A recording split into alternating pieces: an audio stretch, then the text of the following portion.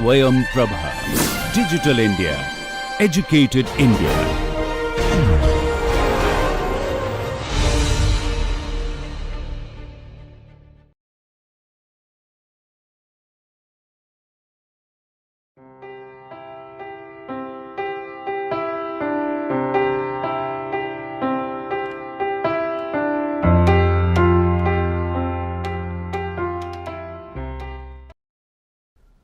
Welcome. We will continue multiple linear regression. Today I will talk about the model adequacy test primarily, whether regression equation is adequate or not from the data or the experimental data you obtain that basically have given you a proper response surface or not. So, first we will start with the overall hypothesis testing using F test. Then I will give you some goodness of fit test measure like R square, adjusted R square. Test of individual parameters we will revisit, because earlier I have shown you how to do, and another important one is the test of assumptions. So, when I talk about test of assumption, I will give you the what are the assumptions and how those assumptions must be verified that they are really true.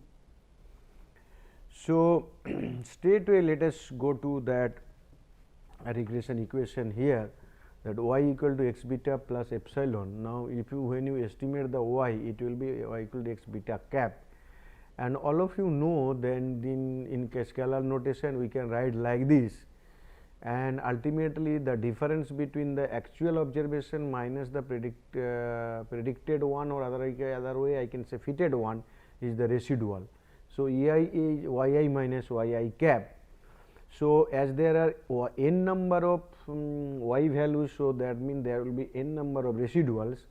So, in matrix form, then that E equal to y minus y cap, it is a n cross 1 vector, and if we just do certain level of manipulation for E, we will find out that E will be I minus H into y, where H is x transpose x inverse x transpose. So, we can see that the residual can be written like this, I minus H into y, where I is the identity matrix and H is known as hat matrix. H is known as hat matrix, which is x transpose x inverse x transpose. This is the part. Okay. It's a very interesting matrix, because it has lot of implications. It can be used for doing lot of tests, particularly if suppose we are interested to know what are the contribution of individual observations. That time you will find out that the diagonal element of hat matrix will talk about the contribution of individual observations. Suppose you have n number of observations, diagonal element will talk all these things. Okay. So, anyhow, let us see one data example. We have 16 observations. We have two factors, x temperature and catalyst feed rate, and our dependent variable is viscosity, that is to be predicted, let it be, and we have fitted the model, and which we have already shown you earlier, and then from there this model we found out the predicted values or the fitted values here, exactly these are fitted values. Then this viscosity observed values minus fitted values is giving you the residuals, E values. This is the last column. Now, what we will do here, we actually one of the important assumptions here is that the errors are normally distributed, identical and normally distribution, IID, independent and identically distributed, and that is also normally distributed, that is one. Okay. So, anyhow that test we will see later on, but what is the hypothesis overall fit test here? Overall fit test is that we have j equal to 0, 1 to k, that means k plus 1 regressors. If we do not consider this one, that the intercept, that beta 0, then we have k regressors.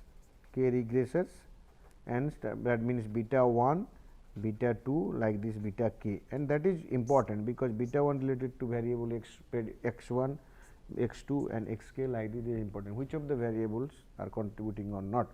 So, here what we will do, we will for overall test we say that beta j not equal to 0.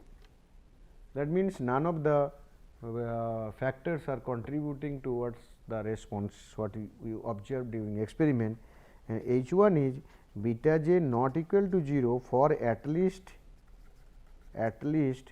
one beta j. That means, at least beta 1 or beta 2 or beta 3 some is contributing, and not that all beta j are 0. This is overall test. This overall test is done through F statistics. You have seen in ANOVA that sum square total equal to sum square I think the treatment plus sum square error in one way ANOVA. You have seen this one. Here also in regression we can write sum square total equal to sum square regression plus sum square error. This is sum square regression, or we can say that is sum square model. Okay. And all of you know that y transpose y will give you this, and sum square regression will be that beta cap transpose x transpose y from this, and essentially then AC will be SST minus SSR, which is will be y SSE will be y transpose y minus beta cap transpose x transpose y. This will give you the SSE. Okay. So, fine, then SSR also beta this okay. Then finally, what happened? Okay, I have given probably little difficult equation differently. Let us see that SST all of we know will be this following these equations. So, here y transpose y when it is mean subtracted is there, that time if you subtract by y is mean subtracted, that is formula, but otherwise what happen SST yi square minus this, that means this quantity is coming here. Similarly, SSR also that this will be subtracted, and SSE then this SSE is y transpose y minus this, and SST equal to y transpose y minus this by n, y transpose y minus yi square by n. That is what we have seen. It's a basically some kind of duplications we have made, but whatever may be the thing, you please remember you will be able to compute SSR, you will be able to compute SST, and SSE also you will be able to compute from errors residuals, but other way SST minus SSR will give you SSE. So, then what happen, you will create a statistics called F0. This is nothing but SSR divided by K by SSE divided by its degree of freedom n minus k minus 1. So, if this one is greater than f k n minus k minus 1 may be alpha. Okay. So, then what we will say the H0 is rejected. H0 is rejected. Now, what is this SSR by K? This is MSR. What is SSB by degree of freedom? MSE.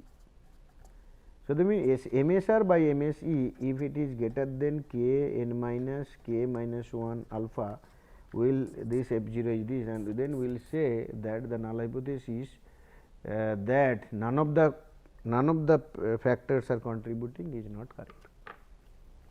This is what is in terms of ANOVA table. If you see the ANOVA table here, it is in terms of ANOVA table we have shown the same thing. Okay. So, this is overall F test. Overall F test will say that whether at least one of the regression coefficient contributing or not.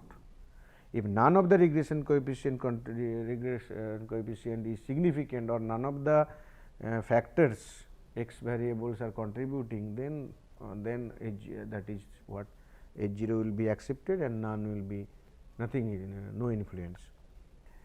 But what happened, we may be interested to know that suppose if test is says that H0 is rejected, then we want to know, okay, that what is the variability of y is explained by x.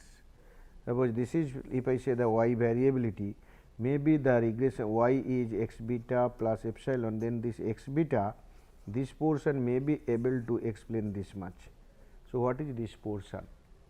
So, this portion it is some kind of absolute measure that the variability of y explained by the regression model that is divided by the variability not explained by the regression model, or total variability will give you a measure which is known as R square. So, R square is a measure which is SSR by SST, that means variability explained by the model and total variability of y. Variability of y explained by the model and total variability, this is R square. This one can be written like this, 1 minus SSE by SST also. Okay. So, what is the problem here? Problem is, if I expand this, I can write what is SSE, we can write that SSR by SST and SSE by this one. So, we can write like this, SSE by n minus p by SST by n minus 1, where p equal to k plus 1. If you write like this, then this quantity will give you a measure which is known as, suppose this quantity gives you a measure which is known as R square adjusted. Okay. So, I will explain little further this one. So, R square I can write 1 minus SSE is nothing but n minus k minus 1 into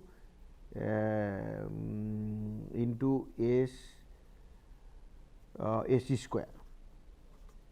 You have seen earlier AC square. Similarly, SST you have seen n minus 1 into SY square. So, now if you divide the thing this by degrees of freedom n minus k minus 1 or n minus p, and this by its degrees of freedom, you are getting this one. So, we are creating another coefficient fit measure R adjusted R square, which will become then what happen, R A square if I write, then this will be SSE by n minus p means n minus k minus 1, that means this is AC square. SST means n minus 1 y square by n minus 1 means SY square. So, this portion, this value is, this R square value is unaffected by n and p, that is the sample size as well as the parameters, number of parameters to regression coefficient to be estimated. So, it is irrespective of sample size, this value will get, and it is a better measure than R square. R square will be inflated. Suppose n equal to p, then this quantity what happen ultimately, this quantity will become, for example, here if I write n equal to p, this will become 0. So, R square become 1 means abnormally high R square value you will get.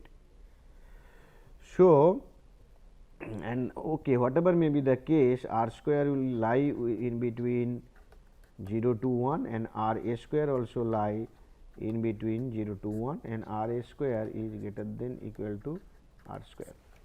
This R square is, that is coefficient of multiple determination. Okay. So, this is the goodness of test. If R square value is greater than, in case of laboratory experiment, whether R square or R A square, if it is greater than equal to 0.90, then it is a fit data, is a good fit to the model, regression model. Okay. So, fine, you just see that multiple R square value, that 0.96, okay, I think R square SSB by SSR by SST, fine. So, R square value 0.92, adjusted R square 0.91 and standard error is 16.35, observation 60. Okay.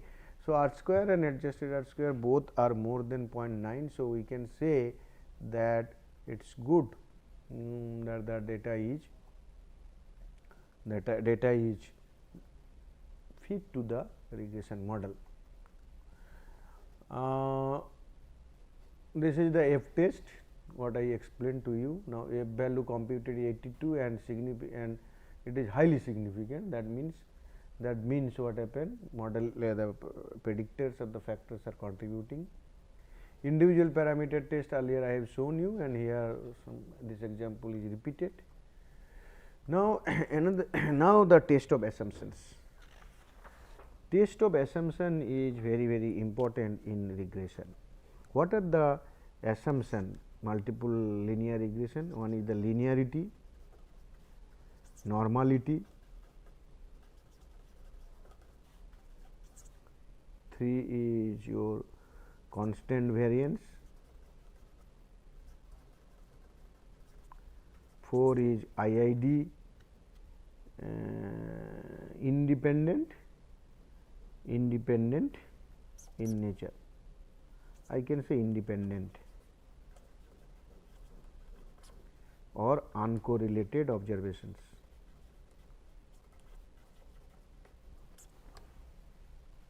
Independent or uncorrelated observations. So, from residuals plot we will be able to find all those things. Residual plot will help you in knowing that whether they are valid or not.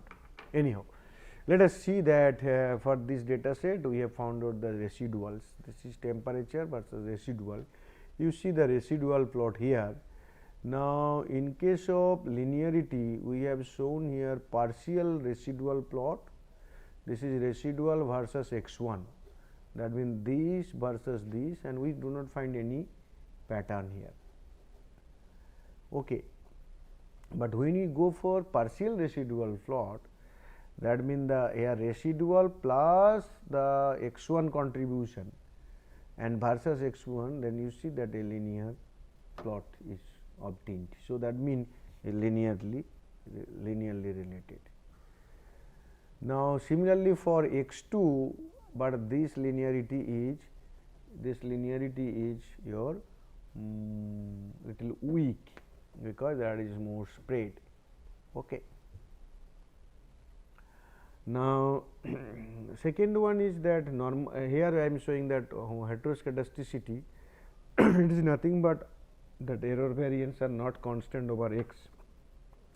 If you recall my first lecture, I say if it is x and this is y, suppose we are fitting a regression line when we are having only one predictor variables or factors, then we say that for every fixed observations, suppose this is x1, this is xi and this may be xn, every fixed observation, if I keep x at x1 and do experiment several times, I may get y like this, y distribution like this here, y distribution like this here. The assumption is that irrespective of your x value, the y variability across x will be same or constant variance across the x. This is known as homoscedasticity. If there is violation like this, when x is low, like the value is like this, f is high like this, and this is high like this, or other way around. So, this one is big one, or other way around.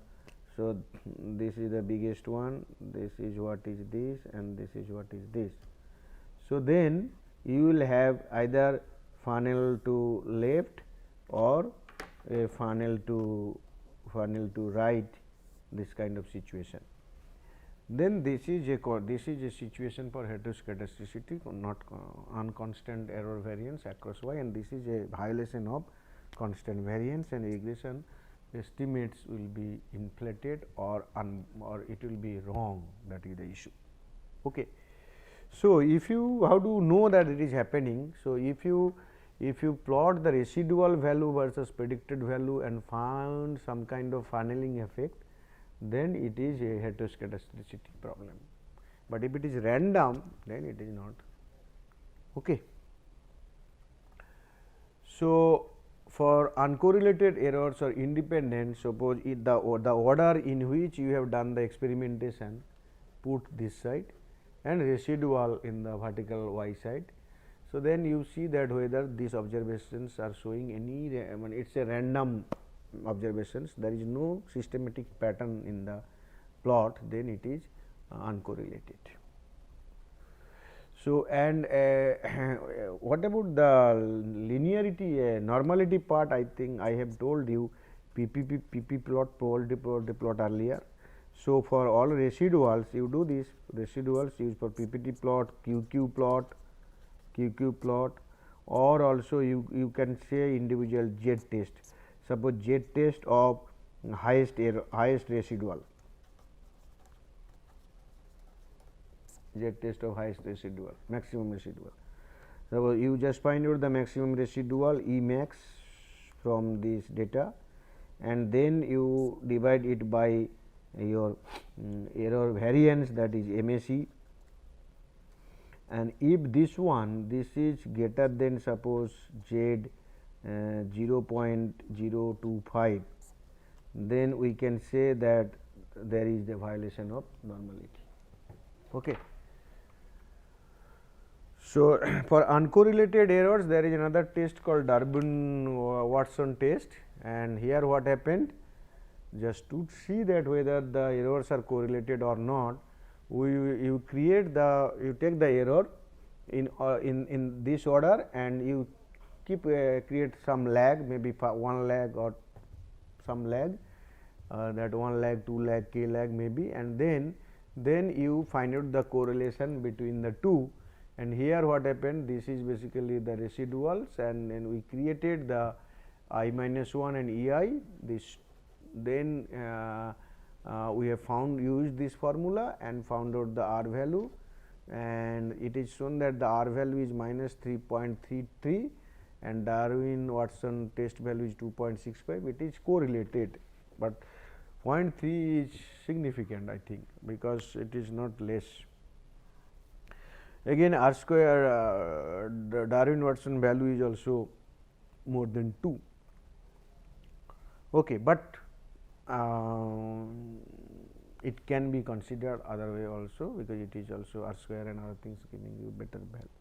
But this is one assumption which is supposed to be violated here, because the constant error, independent part. Okay.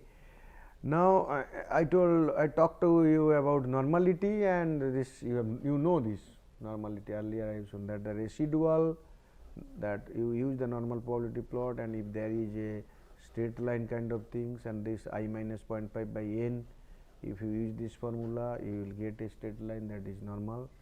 There is another one is that residual versus Z score, means quantile plot. This quantile plot is also showing some kind of normality. It is not deviating from normality much. Okay.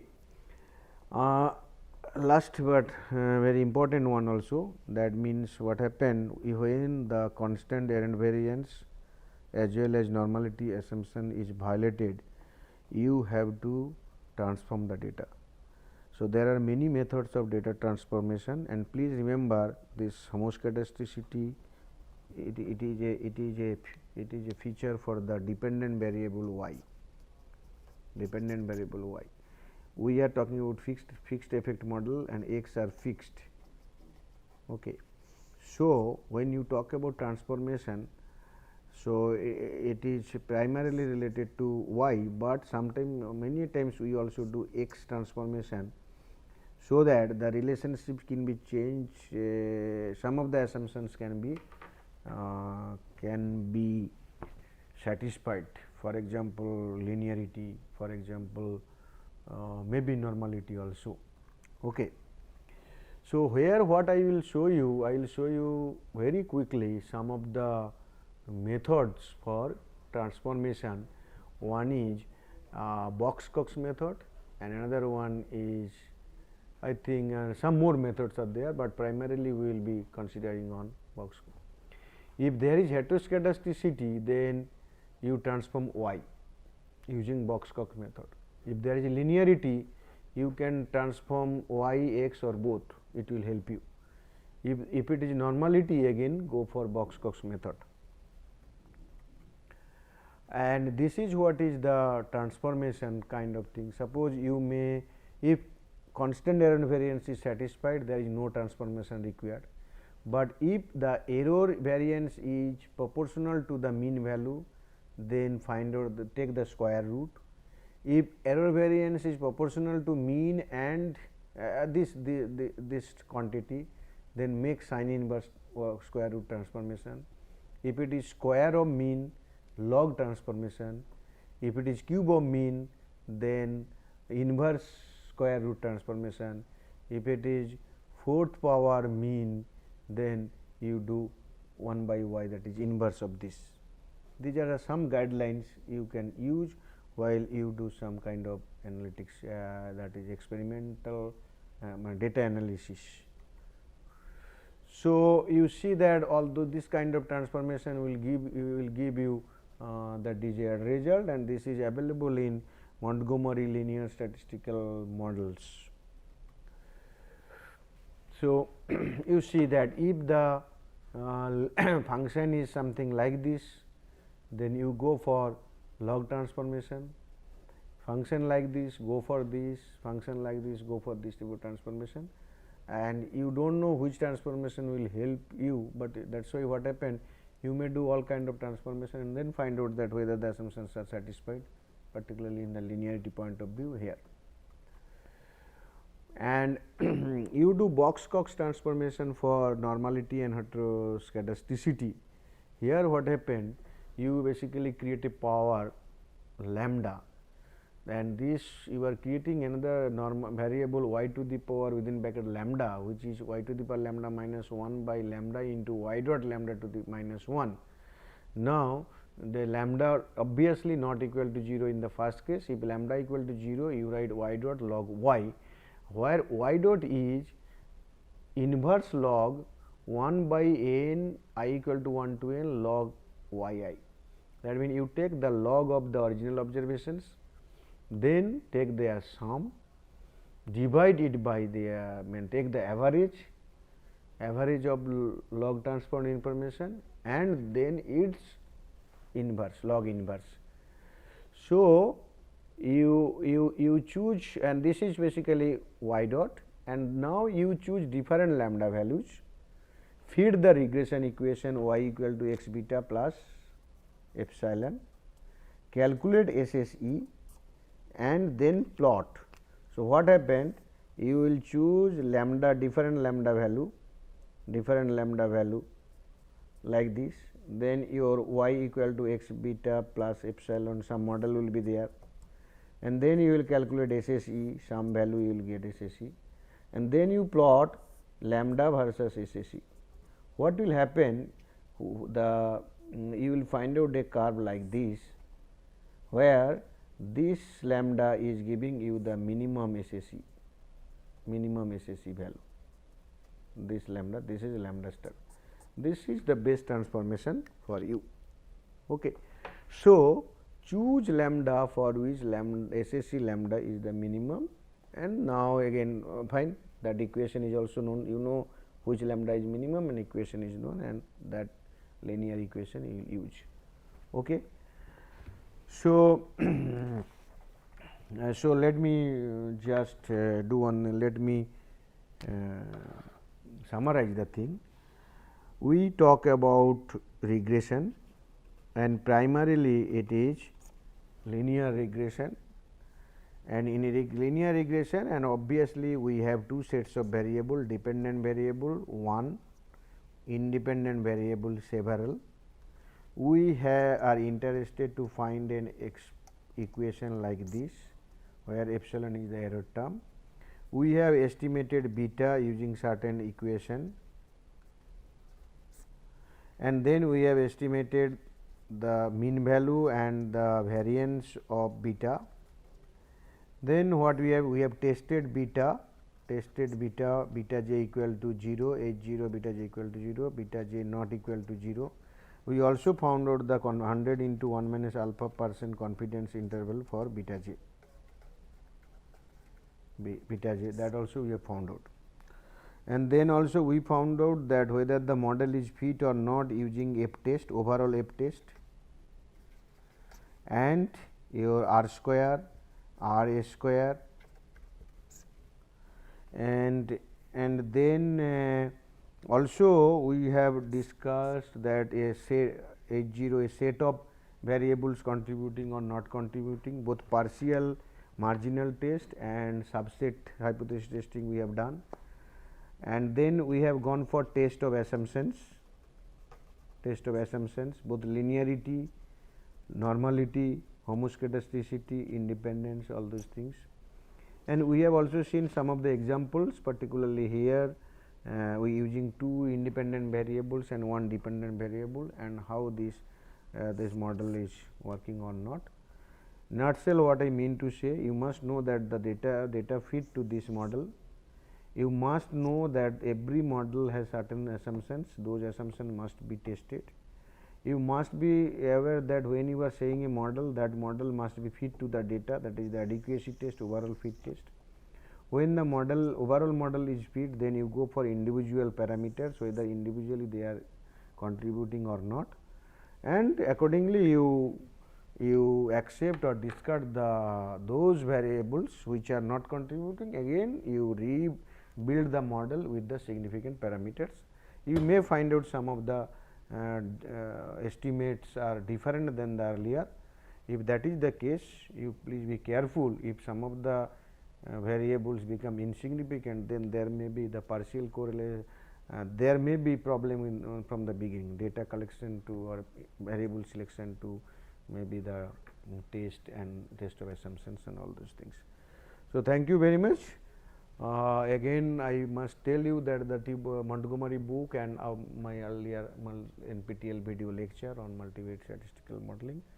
Thanks a lot. Thank you very much. Sure.